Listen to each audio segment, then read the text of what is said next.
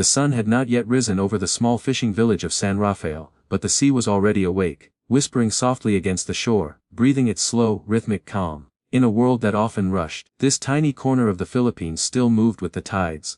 The salty wind carried the scent of brine and bamboo smoke, and the distant cries of roosters marked another day of work, of hope, and of survival. 12-year-old Liam de la Cruz stirred on a thin woven mat inside their small nipa hut, the floor creaking softly beneath him as he stood. His father was already outside, mending an old fishing net that looked like it had seen more years than the boy himself. The soft clack of bamboo poles and the gentle splash of water filled the early air.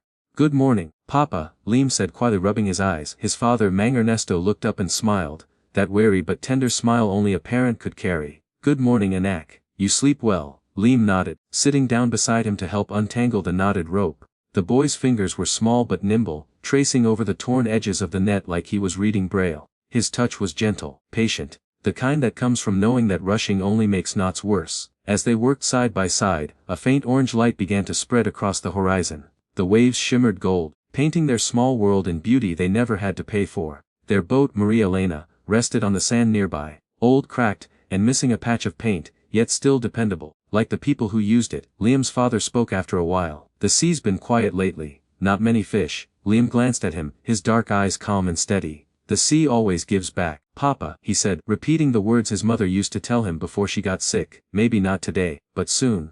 Mang Ernesto chuckled softly. "You sound just like your mama."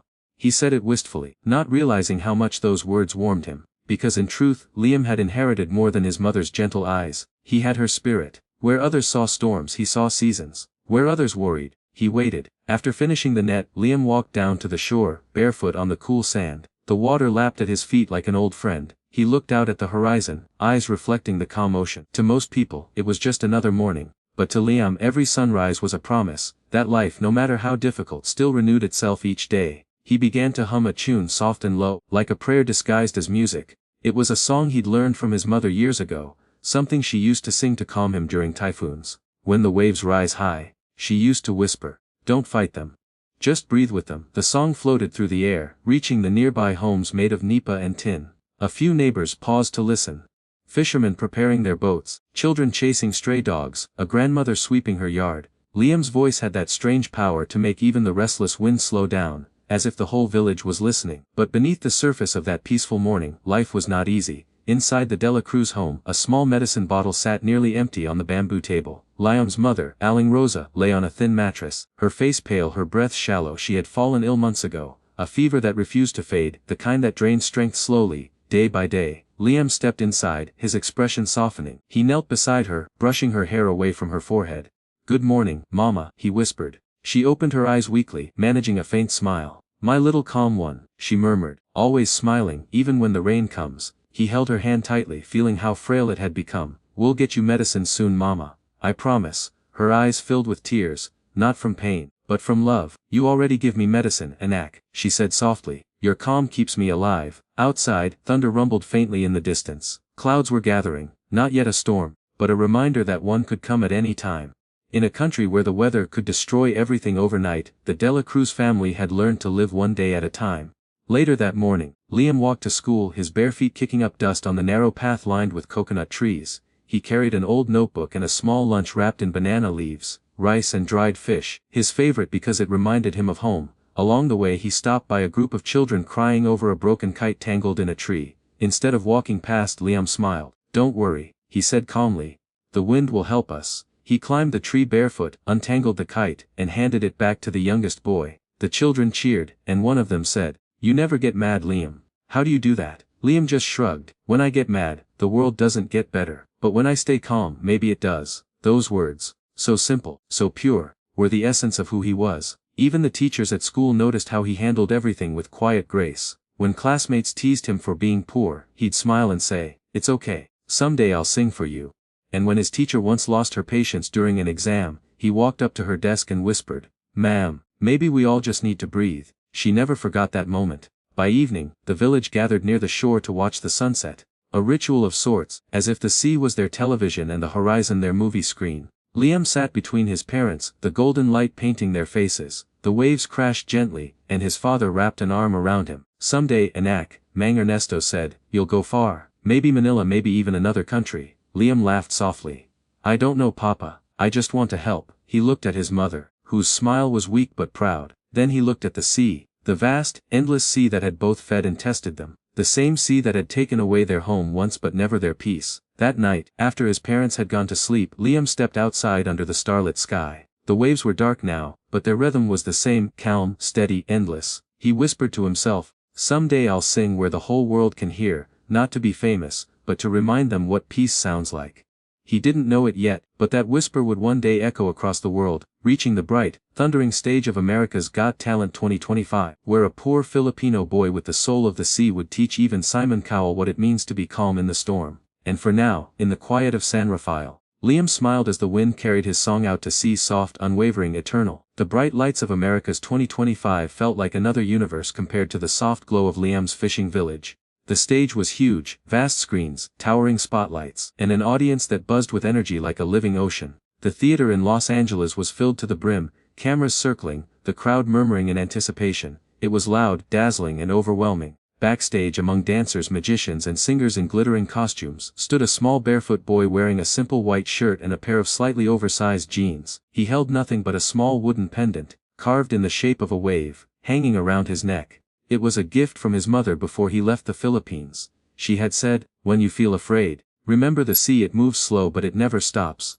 Now those words echoed in his mind as the stage manager called his name. Next up from the Philippines, Liam de la Cruz. He felt his heart beat fast, but not from fear, from awe. He looked up at the dazzling lights and took a deep breath, whispering under his breath, stay calm, Liam. Like the sea, the giant LED doors slid open, and Liam stepped out into the blinding light. The audience gasped softly, some surprised by his age, others by his bare feet and humble clothes. In a show filled with big personalities and bigger dreams, he looked almost out of place, like a ripple in a raging ocean. But there was something about him, a stillness that seemed to quiet the noise in the room. Simon Cowell, sitting at the judges' table beside Sofia Vergara, Heidi Klum, and Howie Mandel, raised an eyebrow. He leaned forward slightly, intrigued. Hello, Simon said, his voice calm but curious. What's your name, young man? Liam adjusted the microphone. My name is Liam de la Cruz, sir, from the Philippines. There was a collective, from the audience, the way people respond when they see something pure and real. Simon smiled faintly. Welcome, Liam. You're very brave to be here. What will you be doing for us today? What? Liam hesitated for just a moment. Then in his gentle accent, he said, I'll sing and share calm. Simon tilted his head, intrigued. Share calm? Yes, Liam said softly. The world is loud. Sometimes it forgets how to breathe. That answer drew murmurs through the audience. Even Simon's usual guarded expression softened a little. When the background lights dimmed, Liam closed his eyes. A single spotlight fell on him, small, barefoot, standing alone in a world of glitter and fame.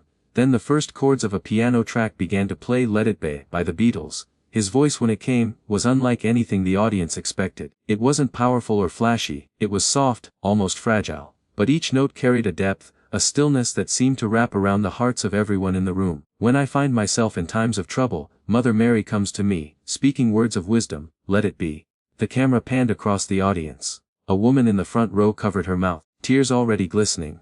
Even the restless audience members who had been scrolling their phones earlier were now frozen, eyes fixed on this boy who sang like the ocean at sunrise. Liam sang as if he wasn't performing but remembering.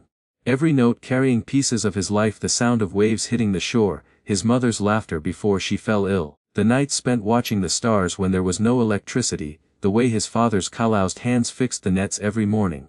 His voice rose gently through the theater, and when the broken-hearted people living in the world agree, there will be an answer. Let it be. Simon Cowell, known for his stoic composure, sat completely still. His jaw tightened as something unexplainable stirred within him.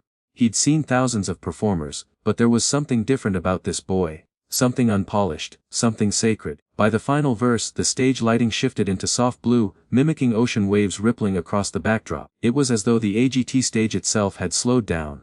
Like the world was breathing with Liam. There will be an answer. Let it be. The last note hung in the air like mist, weightless yet heavy with emotion. For a few seconds no one moved. There was silence, deep, almost reverent silence, the kind that comes only when something true has been spoken. Then, suddenly, the theater erupted into applause. The crowd rose to their feet, cheering and clapping, shouting his name. Sofia Vergara wiped her eyes, whispering, "That was wow." Howie Mandel leaned into the mic. "I don't even know what just happened, but I feel calmer. Like my heart just slowed down." Heidi Klum smiled warmly. "You have the voice of peace, Liam. You didn't just sing, you healed something. And Simon Cowell didn't speak right away, he just looked at the boy, his expression caught between disbelief and admiration. Finally, he leaned into his microphone and said quietly, "That was more than music." Liam looked down shyly, giving a small bow. "Thank you, sir," Simon continued, his tone unusually soft. "I've judged this show for many years. People come here to impress, to win, to show off. But you came here to remind us to slow down. You brought silence, the good kind, the kind that makes us listen." The crowd erupted in another wave of applause. Someone in the audience shouted, "We love you, Liam." The boy smiled, that same gentle smile from the shores of San Rafael, and pressed his palms together in gratitude. It was a small gesture, but it radiated warmth through the massive theater. As he walked backstage, the producers surrounded him, excited, some even emotional. A woman handed him a water bottle, her hands trembling slightly. "You made us all cry," she said, laughing through her tears. "How can someone so young be so peaceful?" Liam shrugged with his shy grin. "Maybe because I learned peace is stronger than fear." When he was finally alone in the hallway, he took the small wooden pendant from around his neck and kissed it. He whispered, "Mama, I did it." Back in the judges' area, Simon sat quietly as the audience chattered excitedly. He leaned toward Sophia and said almost to himself, "You know, I think this boy just reminded me what music is supposed to be." Sophia smiled. "What's that?" Simon looked toward the stage, where Liam had just walked off. "Not noise, not fame, but stillness, the kind that changes you." Meanwhile, social media exploded. Within minutes, clips of Liam's performance flooded the internet. Hashtags like FakeCalmKid and AGT 2025 trended worldwide. Viewers across the globe commented, "This boy's voice feels like peace itself. He made me cry and I don't even know why." In a world so full of chaos, thank you, Liam, for the calm. Back in his small dressing room, Liam sat quietly on a stool, listening to the faint echoes of the audience still cheering beyond the walls. He didn't see himself as special, just a boy who sang the way the sea spoke to him. But little did he know, that moment on the AGT stage had become something more than a performance. It was the beginning of a global ripple, one that would touch millions, including the very man known for being the hardest to move.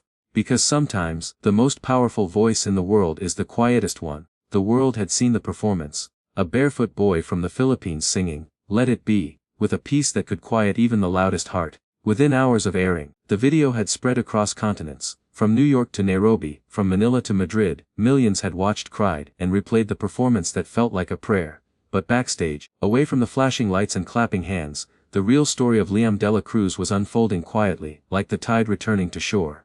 A producer knelt beside him as he sat on a wooden crate, still holding the little wooden pendant his mother had given him. "Liam," she said softly, "America has fallen in love with you. But can I ask something?" He nodded. "What does it mean, to share calm?" "You said that before you sang." The Liam hesitated. The world had heard his song, but it hadn't yet heard his story. "It's something I learned when I was small," he began softly, "when everything around me was broken." The woman blinked. "Broken."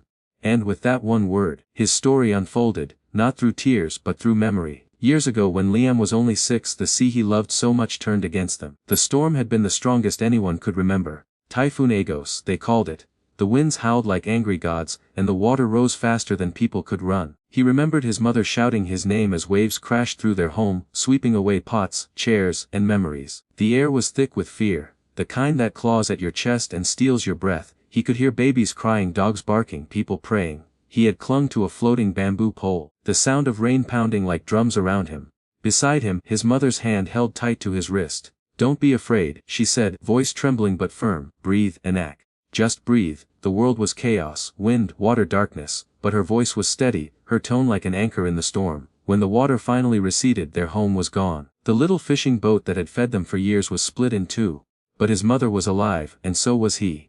And that night, when everyone cried in despair, she gathered the survivors, neighbors, fishermen, children, and began to sing softly, "Let it be, let it be." Her voice carried through the ruins, calm and unwavering. People stopped crying, they listened. For the first time since the storm began, silence settled. Liam remembered watching her, her hair wet, her hands trembling, but her spirit unbroken. That was the night he learned that calm wasn't the absence of chaos, it was courage within it. As Liam grew older, that memory became his compass. Every time life tested him, he remembered his mother's voice over the storm. When their fishing nets tore and his father sighed in defeat, Liam would quietly mend them. When his mother's illness returned years later, he would sit by her side and sing her to sleep. When hunger came knocking, he'd hum softly to his younger cousins until they drifted off, forgetting their empty stomachs. "Music is how I stay calm," Liam explained to the producer now. "When I sing, I feel like I'm holding the world still for a moment. Like I'm helping people breathe again. The woman smiled through tears. That's beautiful, Liam.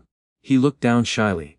It's not me, ma'am, it's my mama. She taught me how. Later that night, AGT's production team decided to film a short documentary segment, a backstory piece, to air before his next round. They flew to the Philippines with a small camera crew, traveling deep into the province where Liam grew up. The footage they captured would later move millions. It opened with the sound of gentle waves lapping at a shore. Then, the camera panned to a humble bamboo house patched with tin sheets and fishing nets drying in the sun. Children ran barefoot across the sand, their laughter echoing over the water. Then came Liam's father, Mang Ernesto, his weathered face breaking into a proud smile. My boy, he was always quiet, he said in Tagalog, the subtitles rolling beneath, but when he sings even the sea listens. The camera followed him to the tiny school where Liam had studied. The teacher, Mrs. Ramos, smiled fondly. He wasn't just smart, he was peaceful. I remember once during an earthquake drill, the children were panicking, crying. Liam stood up and started humming. Within seconds, everyone stopped and followed his voice. He taught even us teachers how to stay calm. Then came the scene that touched everyone the most. A small clinic room where Liam's mother lay on a bed, frail but glowing with quiet pride. She smiled as the camera rolled. When he told me he wanted to audition for AGT, I was scared. We had no money for a ticket, no passport, nothing. But Liam said, Mama, maybe they need calm too. So we prayed and a stranger from our church raised the funds. Well, she coughed softly, then whispered, he didn't go there to be famous. He went there to say thank you. To everyone who helped us rebuild, who taught us to breathe when the storms came. The documentary's final moments showed Liam walking by the shore at sunset. The wind rustled his hair as he sang quietly to himself, and when the night is cloudy, there is still a light that shines on me. His voice was faint but sincere, like a lullaby for the entire planet. Back in the AGT studio, when that clip played on the big screen before his second performance, there wasn't a dry eye in the room. Even the audience, many of whom didn't speak a word of Tagalog, understood every emotion, because calm like music, needed no translation. As the screen faded to black, Liam walked onto the stage again. This time, the crowd stood before he even sang a note. They had seen where he came from. The poverty, the storms, the endless grace in his family's eyes. Simon Cowell leaned back in his chair, exhaling slowly. He looked at the boy who had crossed oceans not for fame but for peace, and whispered to himself, this one's special. That night, clips of Liam's story aired across international news outlets. CN called him, the boy who carried peace. Time magazine wrote, in a world addicted to noise, a Filipino child reminded us to listen. Even in his home village, neighbors crowded around a small television, cheering and crying as they watched their boy, barefoot, smiling, stand before the world. His mother, lying in her hospital bed, wept softly, whispering, you did it, Anak, you made the world breathe. Backstage after the episode aired, Liam sat quietly as reporters called out his name, flashes going off all around, but he didn't chase the cameras. He just stared at his wooden pendant, rubbing it between his fingers, whispering to himself, thank you, Mama, thank you. See, because for him, calm was never just a word. It was the memory of his mother's hand holding his during a storm. It was the sound of waves after destruction. It was the faith that no matter how strong the wind blew, peace could still survive. And now, that peace had reached the whole world. The studio lights dimmed once more. The air inside the massive AGT theater felt charged, not with noise or excitement this time but with quiet anticipation. The entire world had now heard Liam's story. The documentary of his humble village, his mother's illness, and his message of peace had rippled across hearts everywhere. Now he stood once again on the glittering stage, barefoot, serene, and holding that same little wooden pendant shaped like a wave. A hush fell over the audience. The murmuring faded, the lights softened, and all eyes turned to the small boy who had somehow made millions stop scrolling, stop shouting, stop running, even if only for a few minutes. Simon Cowell leaned forward in his chair. His expression was different now. Less like a judge and more like a man who had just remembered something he'd forgotten long ago. Liam took a deep breath, his small hands clutching the microphone. This song, he said softly, is not for winning, it's for my mama, and for anyone who needs calm. The piano began. Slow, steady notes, like waves returning to shore. This time, Liam sang, Bridge Over Troubled Water.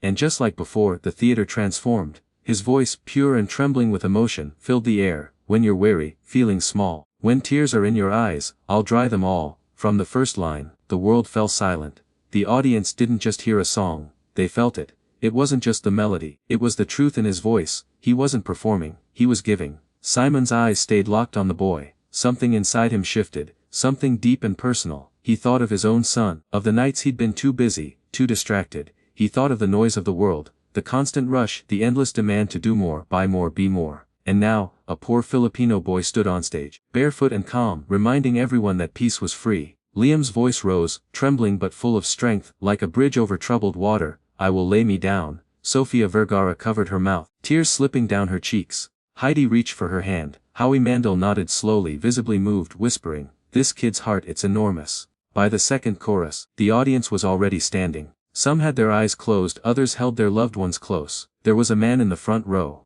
a veteran, judging by his cap, wiping tears from his face. A young woman clasped her hands like she was praying. Even the stage crew backstage stood frozen, listening. When the final note faded, Liam bowed his head. The crowd erupted, not in wild cheering, but in a reverent, thunderous applause that rolled like waves. Golden confetti began to fall, but this time it wasn't triggered yet. It was as if the moment held its breath, waiting for something sacred to happen. Simon Cowell slowly stood up. The camera zoomed in on his face. For the first time in years, his eyes shimmered. He pressed his lips together, trying to speak, but no words came at first. He swallowed hard, took a step toward the edge of the judge's table, and looked directly at Liam. "Liam," he began, his voice unusually soft, "I don't know how to explain what you just did." The audience fell completely silent. You could hear the sound of Simon taking a breath, his usual sharpness replaced by a rare vulnerability. "You see," he continued, "I've been in this industry for decades. I've heard the greatest voices, I've seen people chase fame, money, perfection, but I've never seen anyone bring peace to this stage, not like that." Liam looked up shyly, eyes gentle. Simon went on, his voice cracking just a little. "You didn't just sing to us, Liam. You gave something to the world that we didn't know we needed. You reminded us to slow down, to breathe, to be kind again." His words wavered, his usual stern composure melting away. He blinked quickly, then smiled faintly, shaking his head. "And you know what, I think I needed that reminder most of all." The audience gasped softly. No one had ever seen Simon Cowell like this. He turned to the crowd, gesturing at the small boy. "Look at him," he said, his voice filled with awe. "He's from a fishing village in the Philippines. He's been through storms, hunger, loss, and he stands here, calm as the ocean. That's not just talent, that's spirit." As Sophia's voice trembled as she leaned into her microphone. "Liam, you are a gift to the world. Thank you for showing us that peace can be louder than any song." Ahawi nodded. "You made an entire world of strangers feel safe for 3 minutes, Liam. That's something no one's done before." Heidi wiped her eyes. "You sang like an angel who's been through pain but still believes in love."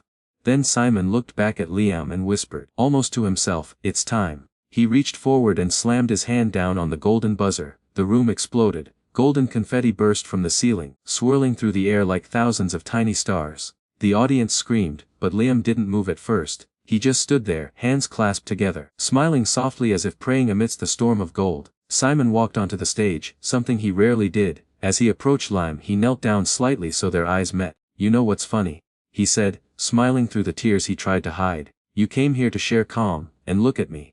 He gestured to himself, laughing weakly. "You broke me." The audience laughed tenderly through their tears. Simon placed a hand on Liam's shoulder. "Never change, okay? The world needs you just the way you are." Liam nodded. "Thank you, sir." Then, in that pure voice, he said something that would later become a viral quote around the world. "When we stay calm," he said, "we can hear love better." Simon froze for a second, his lips parted, his expression soft, then he slowly nodded, repeating, "When we stay calm we can hear love better." As golden confetti continued to rain down, Liam looked up at the ceiling, eyes glimmering. Somewhere, perhaps across an ocean, his mother was watching, in a hospital bed in San Rafael, tears streaming down her face, whispering the same words, "That's my boy." The show ended, but the moment lived on. Clips of Simon's tearful reaction spread like wildfire online. Fans across the world wrote messages. "I've never seen Simon cry before. That boy didn't just sing. He healed us. When we stay calm we can hear love better. I'll never forget that." News anchors replayed the scene. Teachers played it in classrooms. Hospitals aired it in waiting rooms. Liam's face, once unknown, became a symbol of peace in a restless world. And in one quiet backstage corridor, away from the cameras, Simon Cowell stood alone, wiping his eyes. When a crew member asked if he was okay, he just smiled faintly and said, "You know, I've seen a lot of talent in my life, but that kid reminded me why this show matters." He paused, looking toward the stage where the echoes of Liam's voice still seemed to linger. "It's not about who sings the loudest," he said quietly. "It's about who sings with truth." As the crowd emptied and the confetti settled, Liam sat backstage once more, holding his wooden pendant. He whispered softly, "Thank you, Mama. I stayed calm. Outside, the world buzzed with noise, lights, interviews, applause. But inside in his small still heart there was only peace. Because for Liam de la Cruz, calm wasn't an act, it was his gift to the world, and now, the world had finally received it. The morning after the performance, the world seemed to have changed just a little but unmistakably. It began with one clip, a shaky phone-recorded video of Liam's performance, his tiny figure, barefoot on the AGT stage, singing Bridge Over Troubled Water, while golden confetti rained down. Someone had uploaded it to TikTok with the caption, "When we stay calm we can hear love better." Within hours, it spread like wildfire. By noon the video had been viewed 5 million times. By evening, it had crossed 50 million. News anchors quoted Liam's words, social media feeds flooded with reactions, and even celebrities, actors, singers, spiritual leaders, shared the clip, each one writing about how the boy's voice had made them cry, think and breathe. Hashtags like a "Thecalmboy a when we stay calm" and 5 golden piece began trending worldwide. People didn't just watch, they changed. A teacher in Chicago wrote, "My students were arguing today, I played Liam's song. The room fell silent. Then one of them said, 'Miss, I want to be calm like him.' I cried." A nurse in Tokyo shared, "Patient in the ICU asked me to play that Filipino boy's song again. He said it helps him sleep." In the Philippines, entire villages gathered around small television sets, watching replays on YouTube, their eyes glimmering with pride. Children sang Bridge Over Troubled Water in small choirs after church. Radio DJs spoke about him like he was a national hero. And in a modest hospital room in San Rafael, Liam's mother lay on her bed, her frail hands clutching a rosary. She watched the performance on an old TV screen, the image flickering but her tears shining bright. When she saw Simon press the golden buzzer, she sobbed openly. "That's my baby," she whispered, pressing her palm over her heart. "My Liam, you brought peace." A nurse in the room smiled. "Ma'am, you must be proud." "I am," she said softly. "He was born in the middle of a typhoon. We named him Liam because it means protector. And look at him now, protecting hearts from sadness." Outside the hospital, strangers left flowers and notes at the gate addressed to Liam's mama. They didn't know her name, but they wanted her to know how much her son meant to them. Meanwhile, in Los Angeles, the America's Got Talent team was overwhelmed. The producers had seen viral moments before but nothing like this. Liam wasn't just popular, he was transforming people. Simon Cowell himself was deeply moved. He called a private meeting with the production team. "I want to do something more," he said. "This kid's not just a contestant, he's a message." Within days, Simon arranged a surprise. When Liam arrived for what he thought was a normal interview, he found himself in a softly lit studio with a massive video wall behind him. A staff member smiled and said, "Liam, there are a few people who want to say hello." The screen flickered to life. First came a group of children from his village in San Rafael, waving handmade signs, "We love you, Kuya Liam," and "You make us proud." Then came a group of students from Ireland's Got Talent, singing his quote in chorus, "When we stay calm we can hear love better." Next, a choir from South Africa sang a peaceful version of Bridge Over Troubled Water, dedicated to him. Finally, the image shifted again to his mother's face. "Mama," Liam gasped, eyes wide. She smiled weakly through the screen. "My son," she whispered, "I'm so proud of you." The tears filled his eyes instantly. "Mama, you're watching." "I'm watching the whole world love you," she said, voice trembling. "You made them see the beauty of peace. My boy, you made them hear love." He pressed his palms together, trying to steady his breathing. "I love you, Mama. I love you more, Anak," she said. "Always remember, stay calm." The screen went dark. The room was silent except for Liam's soft sobs. Even the crew behind the cameras wiped their eyes. Simon walked up quietly, kneeling beside him. "Liam," he said gently, "the world needed your song. But I think your mother needed it most." Liam looked up at him, tears glistening. "I just wanted to make her smile again." Simon smiled. "You did, kid. You made all of us smile again." In the weeks that followed, Liam's life changed. He was invited to perform at charity events, peace summits and international television shows. He sang not for fame but to calm. Everywhere he went he began his performances by asking the audience to take one deep breath together. It became his trademark, one moment of silence before every song. At a concert in New York 20,000 people obeyed, 20,000 strangers breathing in harmony. Before he sang a single note, the footage went viral again. Across cities, people began something called the Philiam moment, a 1-minute pause of silence before big meetings, sports games, or even classes. A minute to hear love, they called it. He received letters from across the world, teachers, soldiers, monks, single mothers. But one letter stood out. It came from a prisoner in Norway. It read, "I haven't spoken to my daughter in 5 years. After hearing your song I wrote her a letter today. I want to build a bridge over my troubled water. Thank you." When Liam read it, he cried. "Mama would be happy," he whispered. Months later, the AGT finale arrived. The stage was bigger, brighter and louder, but Liam remained calm. As he stepped out for his final performance, Simon smiled at him from the judge's table and said quietly, "No matter what happens tonight, you've already won, Liam." Liam smiled back, his small wooden pendant glinting under the lights. "Thank you, sir. I just want people to feel peace again." The music began. Soft guitar strings. He sang Imagine, by John Lennon, his voice pure and steady, every note floating like light. By the end, the entire audience stood holding candles handed out before the show. The scene looked like an ocean of light, and when the final note faded, Liam didn't raise his hands in victory, he simply bowed his head, whispering thank you. Simon stood first, tears in his eyes again, then Sophia, then everyone. The host, Terry Crews, stepped forward, his voice trembling. "Ladies and gentlemen, this is more than a performance. This is peace." The confetti fell once more, silver and gold mixing like stars. Weeks later, after the show ended, Liam returned home to the Philippines. He wasn't a celebrity there, he was family. The villagers gathered by the beach to welcome him home, singing, laughing, crying. He walked straight to the hospital where his mother stayed. She was sitting by the window, smiling weakly, sunlight touching her face. Liam knelt beside her, holding her hand. "Mama, I'm home." She brushed his hair back. "My little bridge over troubled water." They both laughed softly. "I didn't win the show," he said, "but I think I won something bigger." She nodded. "You won hearts, Anak, and hearts last longer than trophies." Outside, the sound of waves echoed gently. Children ran along the beach, singing Imagine, in their little voices. Liam smiled and looked at the horizon where the sea met the sky. "Mama," he said softly, "can you hear it?" "Hear what, my son?" He smiled. "Love, it's everywhere." And in that moment, as the ocean breathed and the sunlight danced on the water, the world felt still, calm, gentle, and full of love. Because once a small Filipino boy sang not to win, not to impress, but to remind the world of something simple and eternal. When we stay calm, we can hear love better.